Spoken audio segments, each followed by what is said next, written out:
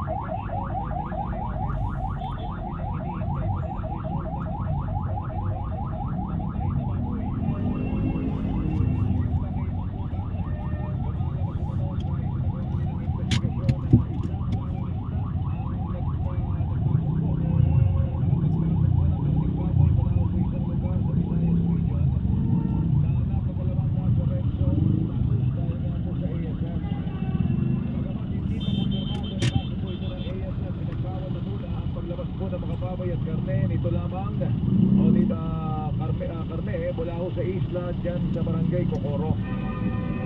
Naglagay na rin po na checkpoint sa mga boundary ng bawat barangay sa bayan ng Puyo at Magsaysay kasabay po ng mahigpit na quarantine sa mga alagang baboy po doon. Kasabay ng mahigpit na pagbabantay sa mga tauhan sa lalawigan para hindi malusutan na mga baboy malaw sa mga lugar na meron pong ASF. Baka kumalat na naman lalo ito, no? Hindi lang siya Palawan.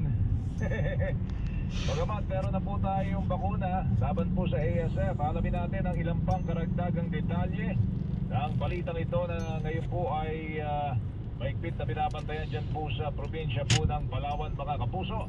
Makakasama natin ang Palawan Provincial Veterinary Office para tayo po'y gabayan dito po sa problemang ito dyan po sa ASF. Yan ang ating pag-uusapan, niya po ating ihimayin. Araw po kayo ng Biyernes, mga kapuso.